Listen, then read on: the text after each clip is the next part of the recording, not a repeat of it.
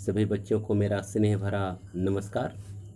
प्यारे बच्चों, आज हम लोग सहर्ष स्वीकारा है नामक कविता का शेष भाग पढ़ेंगे। तो आइए सीधे हम लोग कविता पर चलते हैं। यहाँ लिखा है, इसलिए कि तुमसे ही परिवेष्टित आच्छादित रहने का रमणीय यह उजाला अब सहा नहीं सहा जाता है। ममता के बादल की मडराती कोमलता भीतर पिराती है। अर्थ देखते चलिए। कह रहे हैं कि इसलिए कि तुमसे ही परिवेष्टित आच्छादित, इस दोनों का अर्थ समझिए। परिवेष्टित मतलब होता है जो चारों तरफ से घिरा हुआ हो। आच्छादित माने जो छाया, मतलब छाया रहने वाला, जो है जो छाया हुआ उसको बोलते हैं। कह रहे हैं कि हे ईश्वर, जो तुम्हारे द्वारा फैलाया हुआ, चारों तरफ जो घिरा हुआ एक रमणीय उजाला है।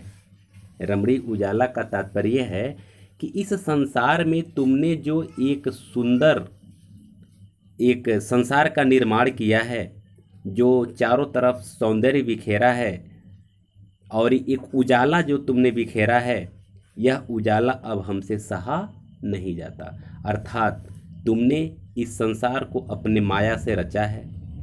इस मोह पास से व्यक्ति बाहर नहीं निकल पाता है, जिसके वजह से उसे मोक्ष की प्राप्ति नहीं हो पाती है। वह सांसारिक मोह माया में फंसकर ही अपनी जीवन लीला को समाप्त कर लेता है, और इससे जो उबर जाता है वही जो है कि एक संत कहलाता है, या उसे ही मोक्ष की प्राप्ति होती है।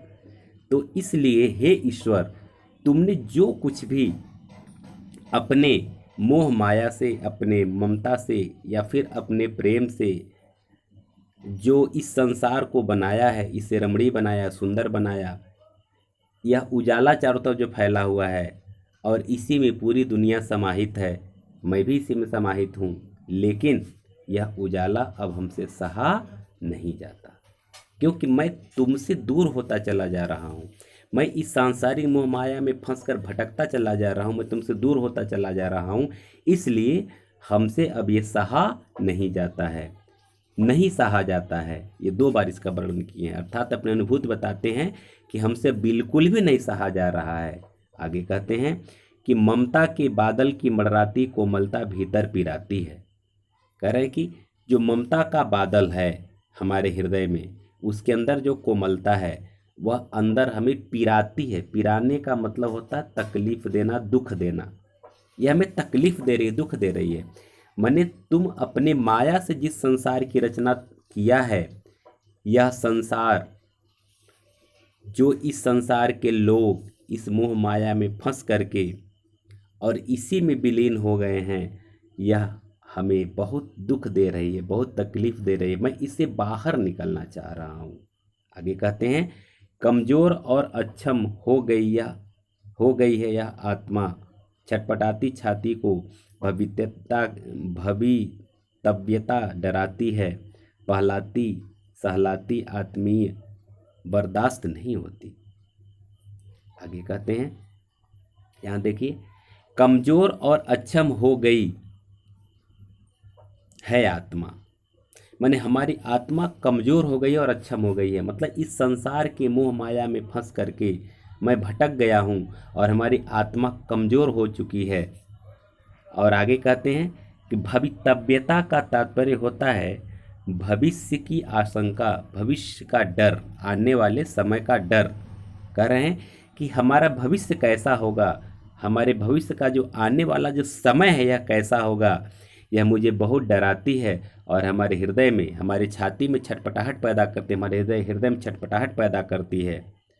जबकि सांसारिक लोग इसे एक सामान्य घटना मानते हैं, एक सामान्य भय मानते हैं, जिसकी वजह से हमें बहलाते हैं, और हमारे इस घाव को, हमारे जो दुख को सहलाने का काम करते हैं, हमारे साथ आत्मीयता का प्रदर्शन करते हैं। जबकि यही सब चीज़ हमें बर्दाश्त नहीं हो रहा है, क्योंकि वे लोग हमें पुनः इस सांसारिक मोहमाया में भटकाना चाहते हैं, इसलिए हमें बहलाते हैं, हमें सहलाते हैं, हमारे साथ आत्मीयता दर्शाते हैं, जबकि यही मैं नहीं चाहता हूँ, क्योंकि मैं इससे बाहर निकलना चाहता हूँ।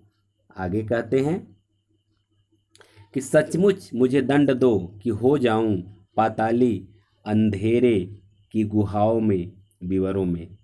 कह रहे हैं कि हे ईश्वर तुम मुझे दंड दो कि मैं हो जाऊं, क्या हो जाऊं?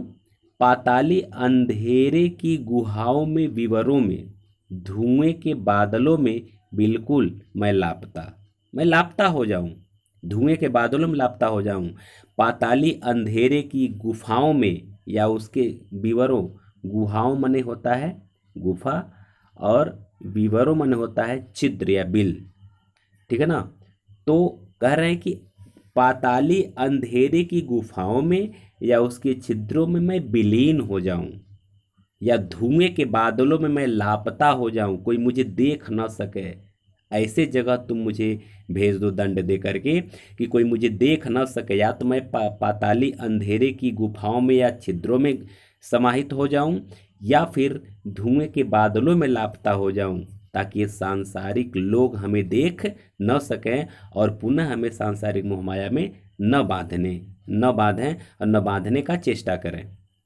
कहते हैं कि लापता कि वहाँ भी तो तुम्हारा ही सहारा है। कह रहे कि मैं इसलिए लापता होना चाहता हूँ कि वहाँ और किसी का सहारा नहीं, वहाँ केवल तुम्हारा सहारा होगा। मैं तुम्हारे नाम का गान करूँगा, मैं तुम्हारा गुणगान करूँगा, तुम्हारा भजन करूँगा, तुम्हारा कीर्तन करूँगा। इसलिए जो कुछ भी मेरा है या मेरा जो होता सा लगता है, होता सा संभव है, मैंने कह रहे हैं कि जो कुछ मेरा है या जो मुझे लगता है कि ये मेरा होने वाला है या यह होना संभव है, ये जो कुछ भी है वह किसके कारण है? वह सभी तुम्हारे ही कारण के कार्यों का, वह कह रहे हैं वह सभी तुम्हारे ही कारण के कार्यों का घेरा है, कार्यों का वैभव है। कह रहे कि जो कुछ भी मुझे प्राप्त हुआ है या जो कुछ मुझे प्राप्त होने वाला है या जो कुछ प्राप्त होना संभव लगता है, वो सब कुछ तुम्हारे कारण ही हुआ है। मेरा अपना यहाँ कुछ नहीं है, तुम्हारे ही वजह से सब कुछ मुझे मिला है। और जो भी यह वैभव, जो भी धन संपत्ति मुझे मिला है, जो वैचारिक संपत्ति मिला है, वह सब के सब तुम्हारे कार्यों का देन है, तुम्हारे आशीर्वाद का देन है। और तुम अगर ऐसा नहीं करते तो शायद ये मेरे जीवन में इतना बड़ा बदलाव नहीं आता। आगे कहते हैं, अब तक तो जिंदगी में जो कुछ था, जो कुछ है, सहर्ष स्वीकारा है। कह रहे हैं कि हे ईश्वर, अब तक मेरी ज़िंदगी में जो कुछ था भूतकाल में या जो कुछ है वर्तमान काल में, माने वर्तमान काल में जो कुछ है या भूतकाल में जो कुछ था, उसे मैंने क्या किया है? सहर्ष स्वीकारा है। मैंने हर्षपूर्वक स्वीकार किया है। और क्यों स्वीकार किया है? क्योंकि इसलिए कि जो कुछ भी मेरा है वह तुम्हें प्यारा है। अर्थात जो कुछ तुम मुझे दिए हो वह निश्चित है, वह तुम्हें प्रिय है, तुम्हें अच्छा लग रहा है, तभी तुम मुझे दिए हो, इसलिए उसे मैं हर्षपूर्वक स्वीकार किया हूँ। तो इस तरह से इसका व्याख्या समाप्त होता है। अब इसके बाद हम लोग अगले वीडियो में अगले पाठ का व्याख्या पढ़ेंगे। एक बार फिर आप लोगों को मैं बहुत सारा धन्यवाद और आप लोगों को बहुत सारा प्यार। नमस्कार।